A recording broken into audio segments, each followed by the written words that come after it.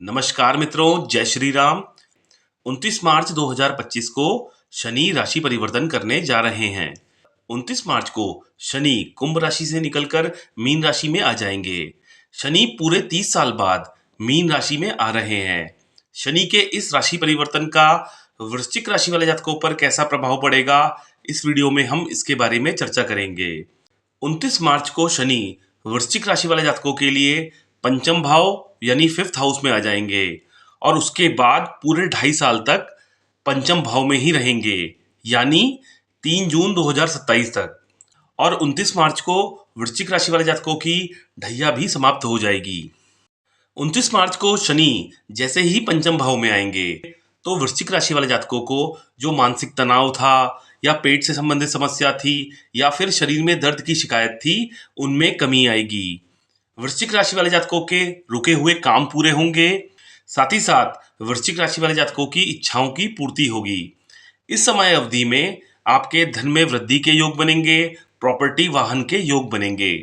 Career में कुछ नई अपॉर्चुनिटी भी आपको इस समय अवधि के दौरान मिल सकती है। पंचम भाव संतान, शिक्षा और प्रेम संबंध का भी होता है।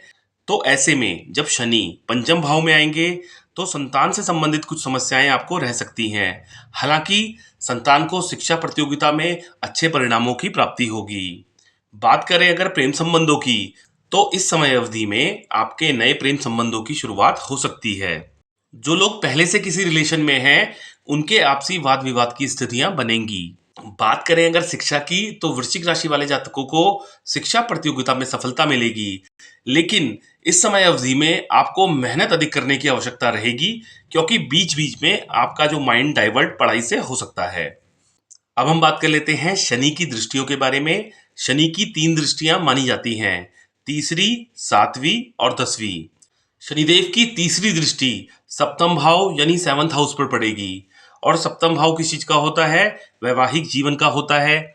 ऐसे में जिन लोगों का विवाह नहीं हो पाया है, उनके विवाह के योग बनेंगे और जो वैवाहिक जीवन में समस्याएं आ रही थी पहले से, उनमें कमी आएगी। हालांकि थोड़ा बहुत यहाँ पर वैचारिक मतभेद देखने को रिश्ते में मिल सकते हैं। बात करें अगर व्यापार की, तो व्यापार आपका अच्छा रहेगा। व्यापार में पार्टनरशिप से लाभ होगा। यदि आप पार्टनरशिप में कोई व्यापार करते हैं तो अपने संबंधों का आपको ध्यान रखना होगा पार्टनर के साथ। अब हम बात कर लेते हैं शनि की 7वीं दृष्टि के बारे में। शनि की 7वीं दृष्टि आपके 11वें भाव यानी 11th हाउस में पड़ेगी और कुंडली का जो 11वां भाव होता है, ये लाभ का भाव होता है। ऐसे में वृश्चिक राशि वाले जातकों की आय में वृद्धि होगी। करियर में जो समस्याएं चल रही थी वो समाप्त होंगी। वर्क प्लेस में, कार्य क्षेत्र में आपके मान सम्मान और पद और धन में वृद्धि होगी। हालांकि कार्य क्षेत्र में काम को लेकर कुछ जिम्मेदारियां भी आपकी बढ़ी रहेंगी।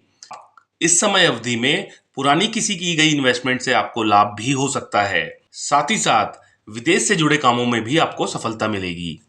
अब हम बात कर लेते हैं शनि की 10वीं दृष्टि के बारे में। शनि की 10वीं दृष्टि आपके द्वितीय भाव पर पड़ेगी और कुंडली का जो द्वितीय भाव होता है, ये धन का भाव होता है, वाणी का भाव होता है। ऐसे में जब द्वितीय भाव को शनि देखेंगे तो आपके धन लाभ के योग बनेंगे।